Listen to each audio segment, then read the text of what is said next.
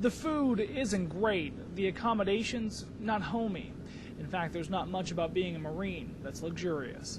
Until you get over here and realize, how good you have it back at home. But these guys improvise. Oh yeah, I look at the pictures all the time.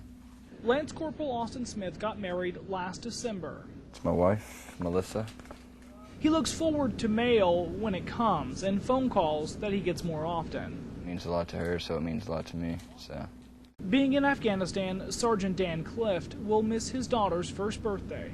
And I think I'm going to be missing her first steps. It should be fairly soon, so. It's the price they pay, and for Clift, it's a fair one. They're all safe for, some of the stuff that I do. Most say they try to leave thoughts of home inside the wire. My mind being someplace else is going to cause a catastrophic failure during the course of the action. But that's not to say Sergeant Deacon Holden isn't missing home. He thinks of his wife often. It's never in a, oh my God, this could be it kind of way. It's always in a, she's not going to believe what happened today, and I hope her haircut went well. Some, though, bring reminders along with them. Smith keeps a picture of his wife on the inside of his helmet. What's going on, baby? Lance Corporal Eric McKinney is from a small town in western North Carolina. Little town like that, and here I am in something so big, so. He says his friends inspired him to join the service. I want to make sure that I, do everything that I can, do the right things and make sure that everything works out for the best. They gave him something before he left that he always keeps in his pocket. It's a ring he says his buddies brought with them to war zones. Now, it's his turn. So I'm the 13th person to have it. Haven't left without it, so hopefully it'll give me just as much good luck as everybody else. So. It's as much about the nostalgia as it is the luck, really. I brought with me some pictures from home, my journal, and this little medallion that was my Nana's. It's St. Christopher. The guys tell me that it's this little stuff, these little mementos, that really get them through those tough times. And by the way, happy birthday, Mom. In Marja, Afghanistan, Chris Brown, Eyewitness News 9, on your side. My apartment in Jacksonville is nice enough, but handling the rent alone is a different story. So I turned to Craigslist, hoping to find someone to split the rent with me and help me cut costs.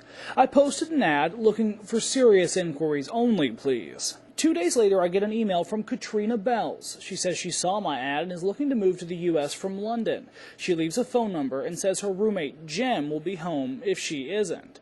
Cordially, Katrina. She tells me she's half Brit from her dad and half Asian from her mum.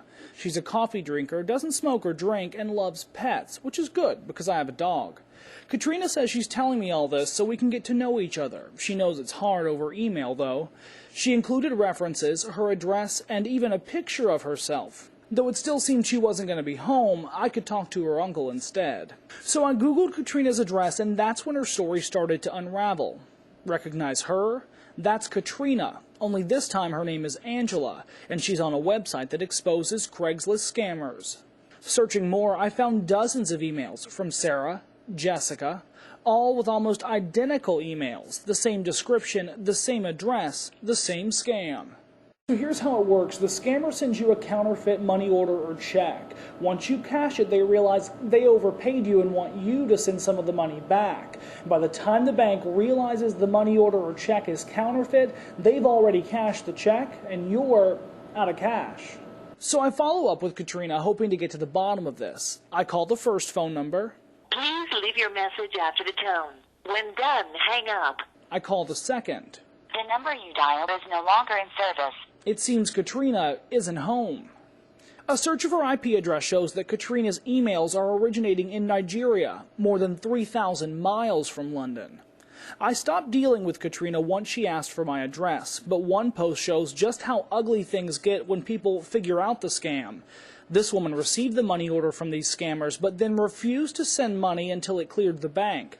Once it turned out counterfeit, she reported them to the FBI, and they used language, well, too vulgar to show on TV.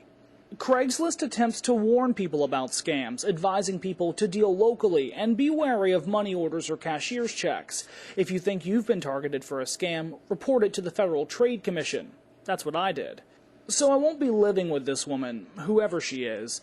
But hopefully you'll be wise to this scam too, if something shows up in your inbox that sounds a little too good to be true.